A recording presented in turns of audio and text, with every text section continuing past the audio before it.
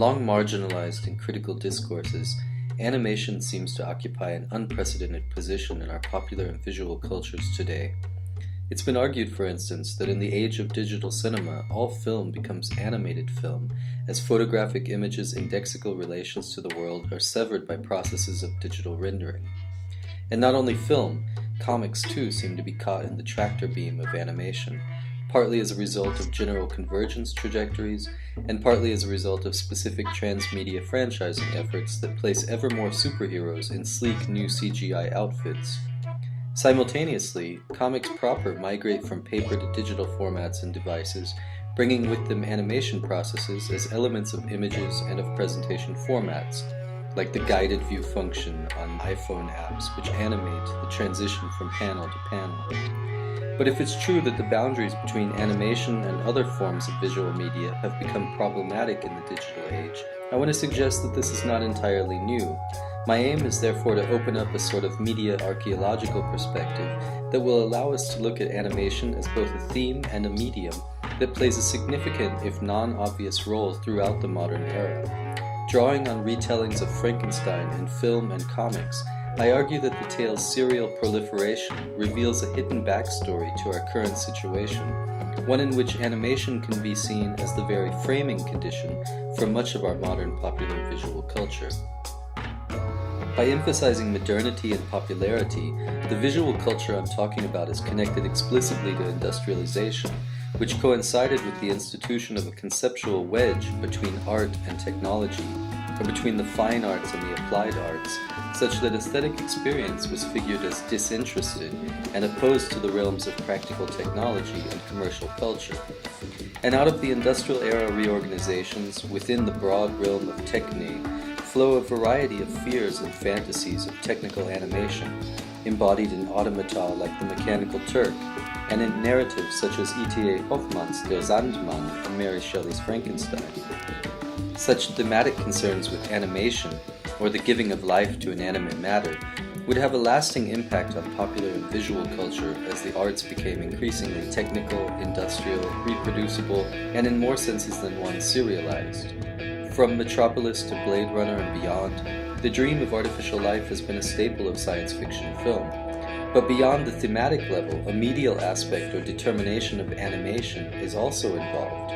Not only was the technical infrastructure of steam-driven printing presses, automata, and pre-cinematic devices uncanny in its liveliness and activity, also, at the dawn of the industrial age, the fine arts were framed in such a way as to marginalize animation as a possible medium. Lessing's famous division of temporal and spatial arts, with poetry, drama, and narrative on the one side, sculpture, painting, and image on the other, preemptively banished a range of popular forms from the domain of serious art. But against these injunctions of aesthetic purity, post-industrial visual culture is characterized by a preponderance of images that spring to life as they are set in motion and animated by mechanical means. Film and comics most centrally would blur the boundaries between the static image and the temporal flow of narration. Generally and conceptually speaking, if not narrowly and technically, animation names these media as a front to the division of the arts, their violation both of the division between temporal and spatial arts, and of their separation from the merely technical and commercial domain of modern popular culture. This is another way of saying that animation, broadly conceived, is a sort of framing condition for modern visual culture, which can be seen in constant struggle with the image granted life or set in motion, alternately advancing toward and retreating from the conceptual and technological threat of visual kinesis that aesthetics as such was born in order to contain. Seen in this way, modern visual culture's ambivalent relation to animation is not altogether different from Frankenstein's initial fascination with and sudden repulsion by the creature he brought to life. And it's the creature, of course, who provides the iconic emblem of animation as a monstrous threat. I want to argue that this image embodies both the thematic and the medial aspects of animation that I've been discussing, and it self-reflexively probes animation's role in a visual culture that's both technological and remarkably autonomous in its ability to multiply images across various channels or media.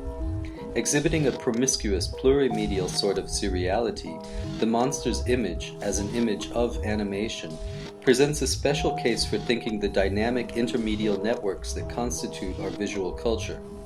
Cinema gives us the classic version of the monster's image, but the figure's visual proliferation has a serial history that predates the cinema and lives on in other forms as well.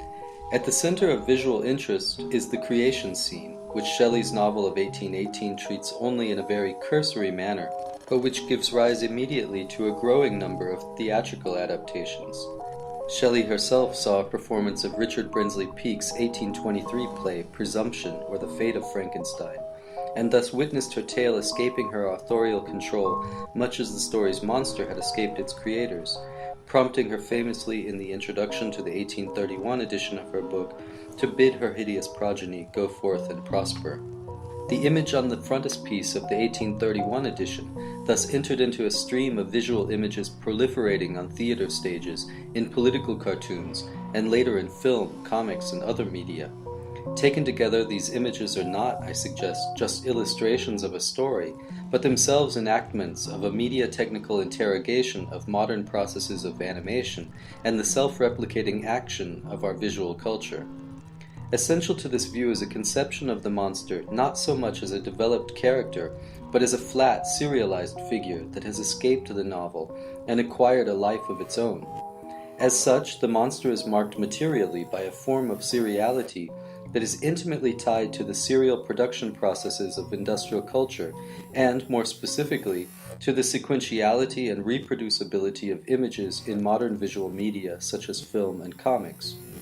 Appearing again and again in various media, the monster becomes what I call a serial figure, existing not within a series, but in fact as a series, as the expanding set of stagings or instantiations across media. The monster thus evolves not within a uniform diegetic space, but between or across such spaces of narration and visualization. As a serial figure, the monster leads a sort of surplus existence outside of any one given telling, thus placing it in a perfect position to reflect on the manner and the media of its repeated stagings. Specifically, it explores modern visual culture's challenge to the inert spatial image, its tendency to transgress the injunction against animation. The familiar cry, "It's alive," thus refers as much to the media of sequential and temporal images as it does to the creature they depict. Let's start with Frankenstein films. There's a sense in which it's tempting to see film itself as a sort of Frankensteinian technology. Like Frankenstein selecting parts from corpses and infusing life into a composite body, filmmakers utilize the technical means of film to reanimate the dead or photographically preserve traces of living organisms, actors, into new visual narrative compositions. In his discussion of Frankenstein films, William Nestrick writes, quote, "The film is the animation of the machine, a continuous life created by the persistence of vision, in combination with the machine casting light through individual photographs flashed separately upon the screen. Since life in film is movement, the word that bridges the worlds of film and man is animation, the basic principle by which motion is imparted to the picture." It will be objected, however, that this invitingly simple analogy is too general in its scope. It overlooks historically specific transformations in the way such animation has been staged. Luckily, the long history of Frankenstein adaptations amply documents such changes and makes up for the missing nuance. Take, for instance, Thomas Edison's Frankenstein from 1910, which stands between the early image technology-oriented cinema of attractions and the coming narrative-oriented classical Hollywood style that would take shape around 1917. In 1910, the medium was in transition, torn between lowbrow technological spectacle and an uncertain reorientation along the lines of the respectable theater. Accordingly, advertising for the film emphasized both the, quote, photographic marvel of the creation sequence and the story's origin in what it called Mrs. Shelley's work of art. The film aimed to be both visual and technological spectacle and narrative high culture, and this multiple address relates directly to the uncertain significance of animation at this historical juncture. The creation sequence, so-called Marvel, consists of footage of a burning mannequin projected in reverse, a bit of cinematic magic that, in the context of early film, served to exhibit cinematic technology by focusing attention on the filmic images themselves rather than the objects they depict. Frankenstein's reactions here channel the scopophilic pleasure of a primitive viewer, for whom he stands in as a proxy. Importantly, animation here is a self-reflexive topos which links the monster's creation with the term animated photography, still common in 1910 as a description of film in general. However, the final showdown ambivalently signals a change of course towards narrative integration. The Edison Company claims that the scene communicates the story's moral, that love conquers all. But since the monster was identified with filmic technology in the creation sequence, Frankenstein's battle with the monster is also with the medium of film as an animating technology, especially since trick effects are essential to the staging of the conflict. The film's narrative closure is therefore mixed with a self-reflexive countercurrent. The mirror functions here like the projection surface of the cinema screen. The similarity is not merely abstract, but in fact visually perceptible due to the scene's technical means of production. The images in the mirror are themselves flickering filmic images. The result is a film within the film, and Frankenstein is again a film viewer. His battle with the monster is a battle with the images, and especially with the so-called primitive type of reception that he exemplified in the creation sequence. But this time he is reformed, and instead of staring at the medial surface, he now acquires the ability to look through rather than at the mirror. So Frankenstein is finally in a position to devote his attentions to the reality of his environment, which means for us to the world of the diegesis. In the context of the cinema's transitional phase, the film's narrative development is linked to a larger, non-diegetic narrative of filmic development. Frankenstein's psychological maturation, which is consummated in the mirror scene, allegorizes a historical normative process of cinematic maturation and of spectatorial progress towards a proto-classical relation to film. And significantly, this transitional trajectory coincided with the historical differentiation of film, or animated photography, according to which animation in the narrower sense came to be distinguished from and subordinated to a more respectable form of live-action filmmaking that favored drama and characterization over novelty gags and trick film effects. The monster, a literal product of animation, charts this differentiation at the same moment people like Winsor McCay were popularizing techniques of animation in its narrower sense.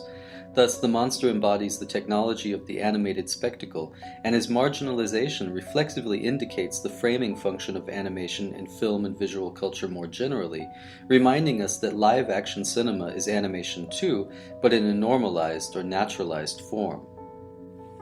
I want to jump ahead now to a comic book appropriation that offers a somewhat different perspective on animation as theme and medium, owing to its reflexive engagement with the formal properties of graphic narrative.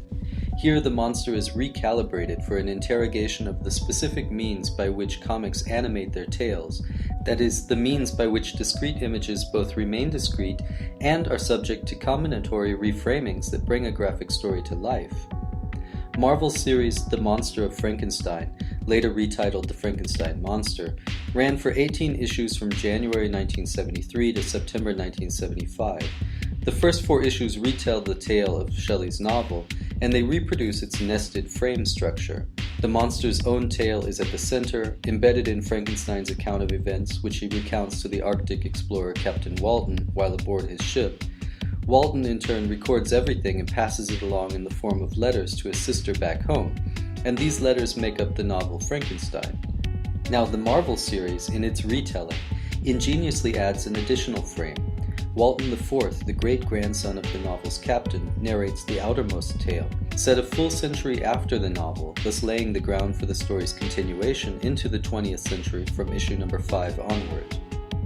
With an eye to the monster's place in visual culture more generally, what interests me above all about this is the way that these various framings and reframings are navigated visually, and the role that the technically animated creature plays in the process. Issue number 2 features several exemplary moments that I'd like to focus on.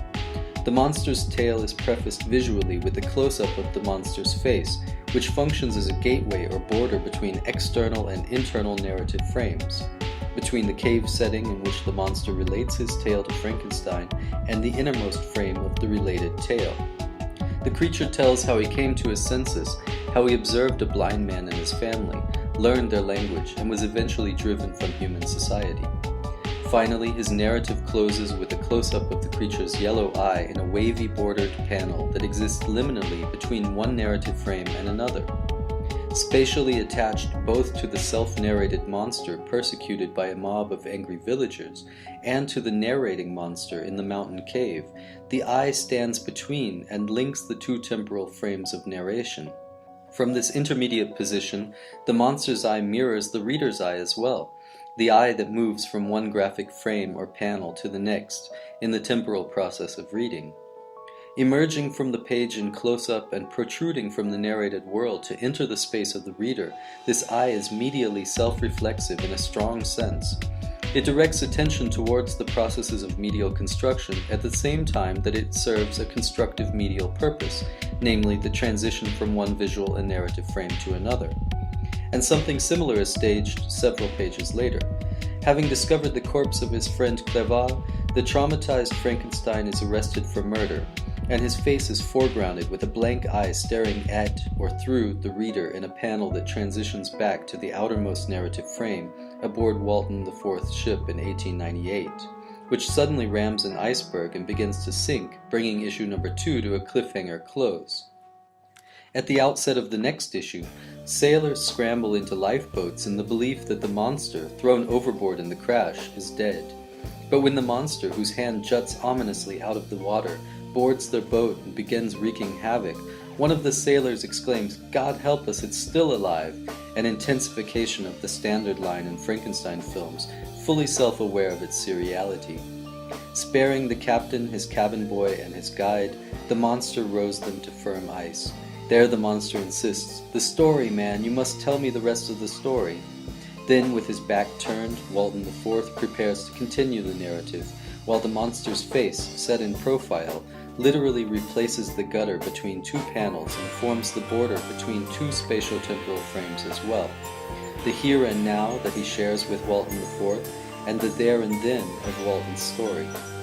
Once again, the monster's face and eyes mediate the threshold between narrative frames, between temporal settings, and between the act and the content of mediation.